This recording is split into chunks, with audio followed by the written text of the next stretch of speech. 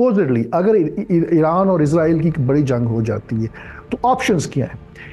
जो इस वक्त इसराइल की इलाका है वो ईरान के मुकाबले में 20% है। और ईरान का जो इलाका है वो 80%। टेरिटोरियली उसकी डेप्थ बहुत ज़्यादा है। तो जब एक मुल्क की इतनी स्ट्रेटेजिक डेप्थ हो तो उसके साथ लड़ना इतना आसान नहीं। जंग की सूरत हाल में क्या होगा? हिजबुल्लाह जो है लेबनान से इसराइल के अंदर इंट्रूड करेगा, अंदर दाखिल हो जाएगा। सीरिया की तरफ से जो शिया मिलिशियाज हैं वो एंटर हो जाएंगे। That is a stronger possibility.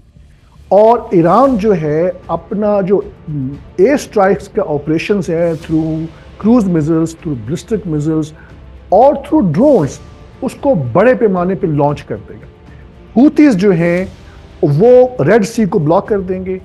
State of Hormuz को जो है ईरान ब्लॉक कर देगा।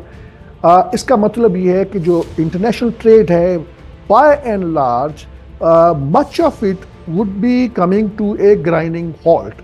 और जो प्राइस हाइक है वेस्ट के अंदर, साउथ एशिया में, मिडिल ईस्ट के अंदर, हर जगह वो बहुत ऊपर चले जाएगी।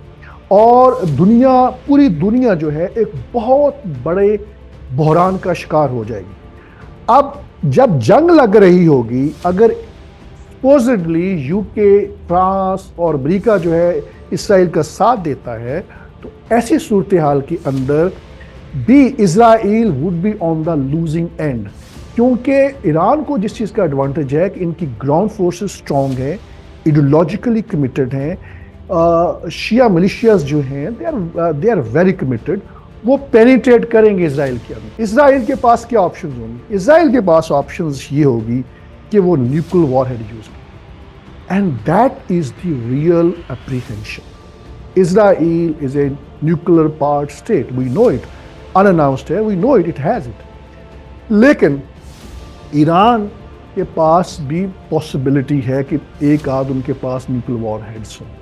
तो ये पूरे का पूरा खित्ता जो है ये न्यूक्लियर जंग की तरफ जा सकता है। और ना सिर्फ ये जंग होगी बल्कि मैं समझता हूँ कि सड़कों के ऊपर ईरान के जो एसेट्स मौजूद हैं अरब ममालिक के अंदर। और सबसे बड़ी ये बात ये है कि इस वक्त कोई जो सेक्टेरियन लाइन्स है ना वो डिम होती जा रही है। क्योंकि जिस स्केल के ऊपर होलोकास्ट हो चुका है हमारे फ़लस्तीनी भाइयों का, उसके बाद मुस्लिम ममालिक में इतना गम और गुस्सा पाया जाता है कि जंग की सूरत में अरब ममालिक की अपनी हुकूमतें भी ख़तरे में पड़ जाएंगी। तो ये बहुत बड़ा क्राइसिस जन्म ले सकता है। और मेरा ख्याल ये है कि ये कैलकुलेशंस अमेरिकन्स की भी हैं, ये कैलकुलेशंस अरब ममालिक में शायद किसी तरह हमारे अरब रूलर्स की भी एग्जिस्ट करती हैं। तो कोई भी नहीं चाहता कि जंग हो, लेकिन कोई भी छोटी सी मिसकैलकुलेशन, छोटी सी गलती किसी भी वजह से पूरे खित्ते को बड़ी जंग में धकेल सकती है।